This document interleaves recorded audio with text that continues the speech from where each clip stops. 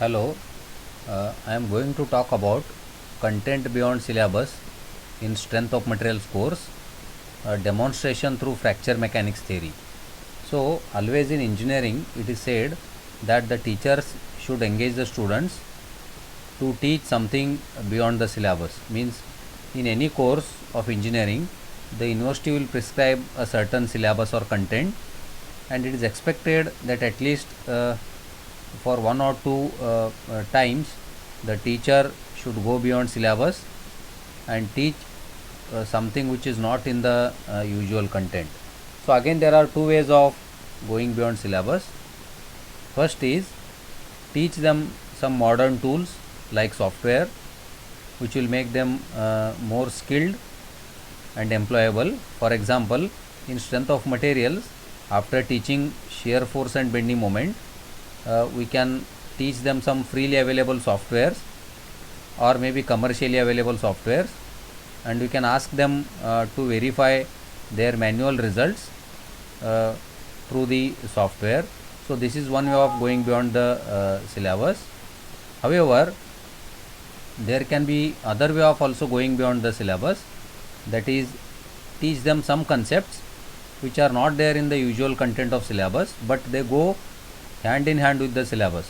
Or interestingly, you teach them concepts which are contradictory to the concept which they have learnt in the usual syllabus, and that is more interesting. So here I am demonstrating how to go beyond the syllabus through fracture mechanics theory, which actually contradicts the strength of materials theory, and then students will understand that is there is something even beyond the concept of usual strength of materials. So let us begin.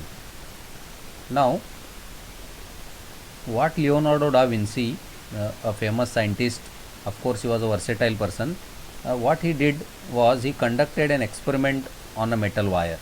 So actually he took two wires, okay, wire 1 and wire 2. Two wires, they were of same material, that means same modulus of elasticity.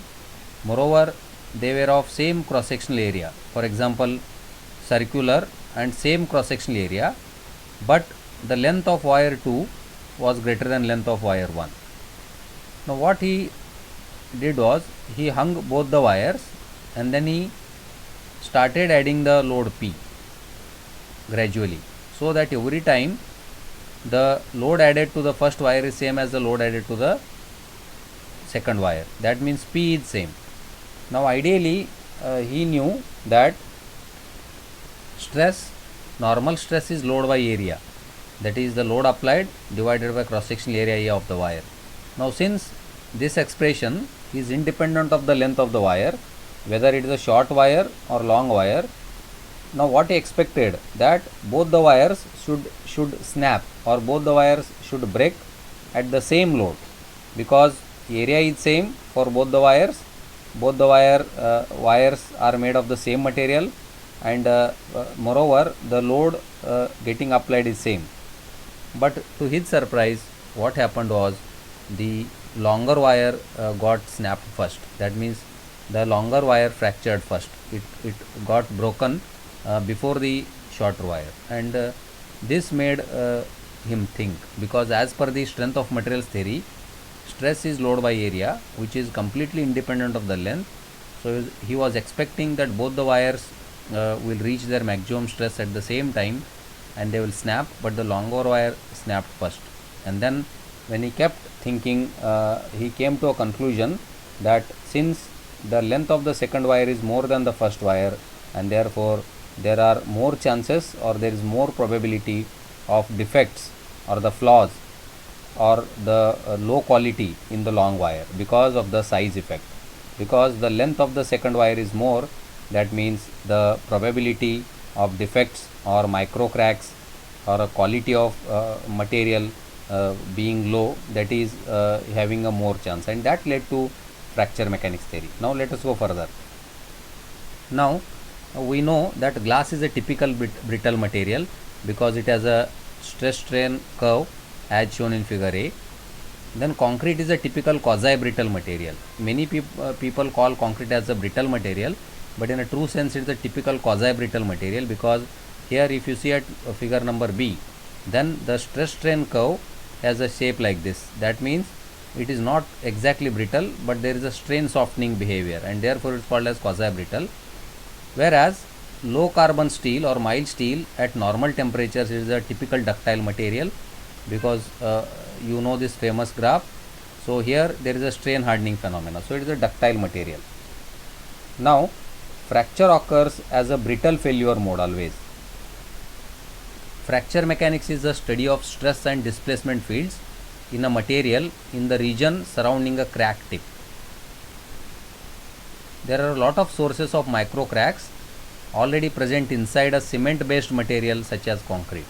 So concrete has already lot of micro cracks even before applying the load, and therefore both stress strain behavior and failure mode of cement paste and concrete, they are governed by a process of micro crack propagation.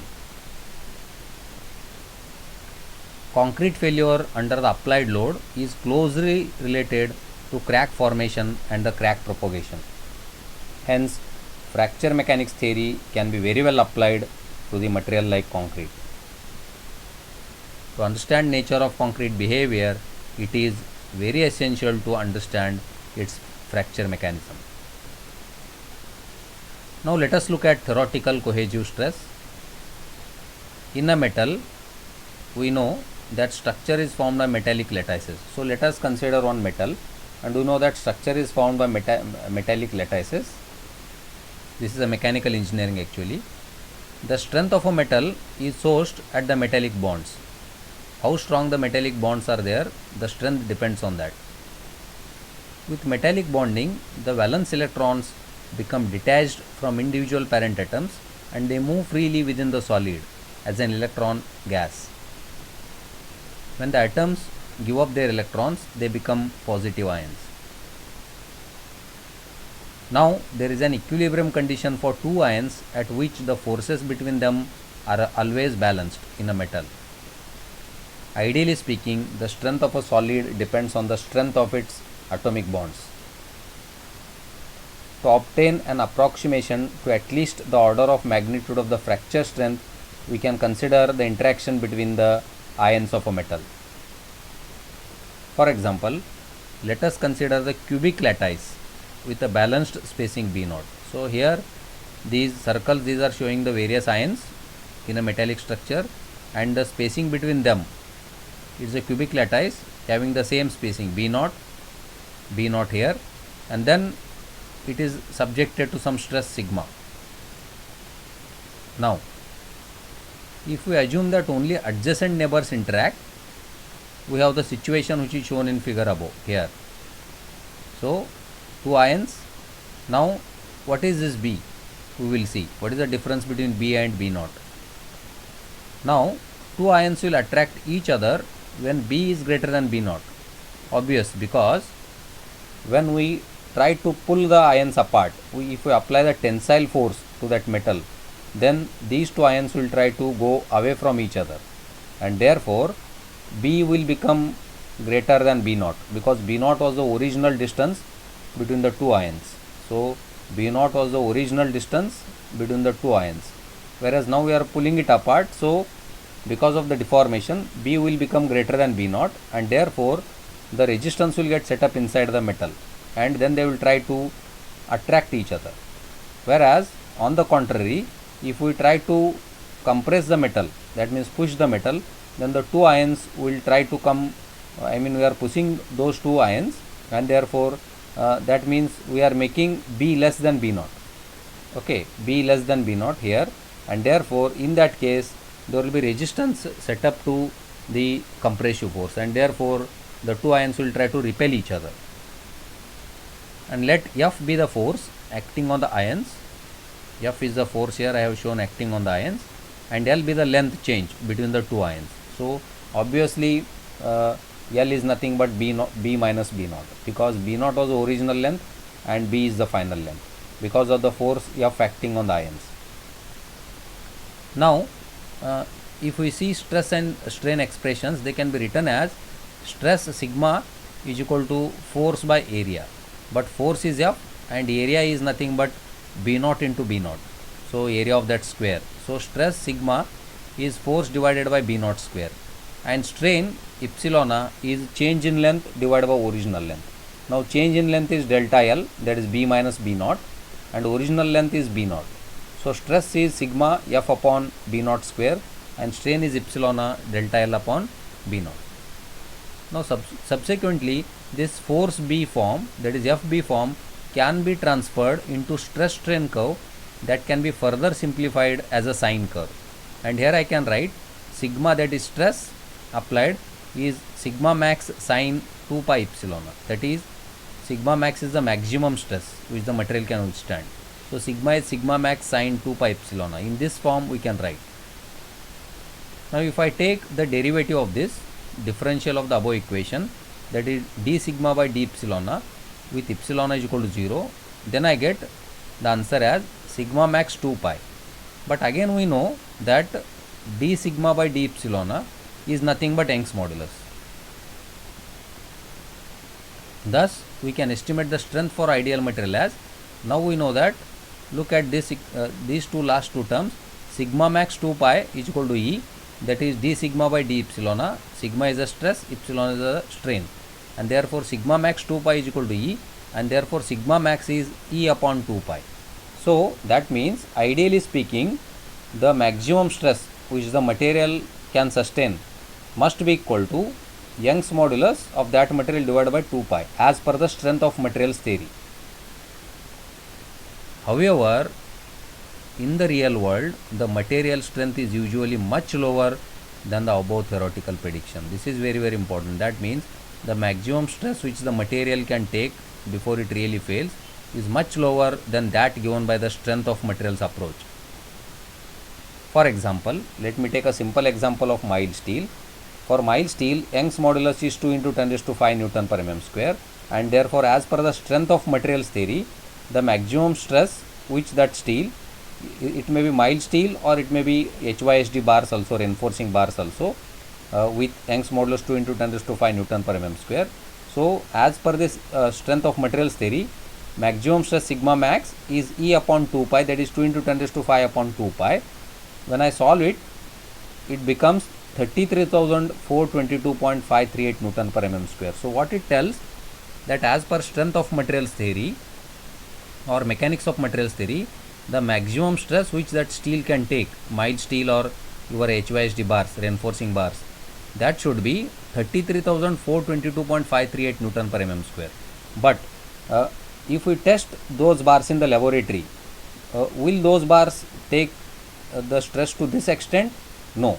What is the reality? The reality is the tensile strength measured for reinforcing steel in the laboratory, that is strength of materials laboratory, is only 300 to 600 Newton per mm square. So let me repeat, the tensile strength measured for reinforcing steel which we use for RCC or even the mild steel in the lab is only 300 to 600 Newton per mm square.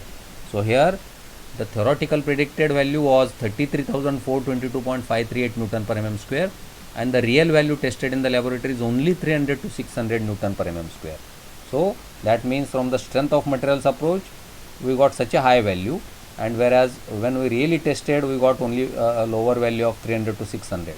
So there is a big difference between these two values, and the question is why, and the answer is very simple. This is due to the pre-existing flaws or defects inside a material which can cause stress concentrations and uneven distributions. The stress concentration may lead to very high stress that causes a local failure of the material.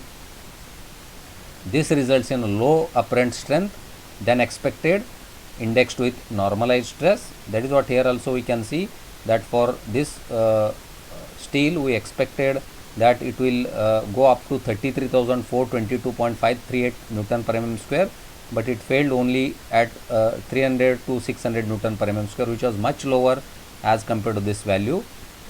And these phenomena, they initiated the study of fractures and fracture mechanics. So this is how we can tell to the students that how we can go beyond the syllabus, and in strength of materials they learn something only from the external force point of view many times. For example, we say that stress is load by area, and we say that it is independent of the size, and but students don't go what actually happens inside the material.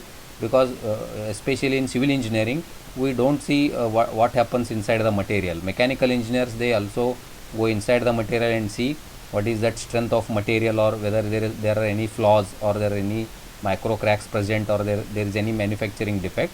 And that's why there is a something called a size effect. For example, even in concrete technology laboratory, we conduct the tests on the cubes and cylinders, which are very small as compared to your actual elements on the site, that is beam, column, slab, and therefore there is a size effect. And therefore, though your test may pass in the laboratory, but since the actual size on the site is more, there are more chances of defects, flaws, or micro cracks present. And same is the even case for the structures like dams.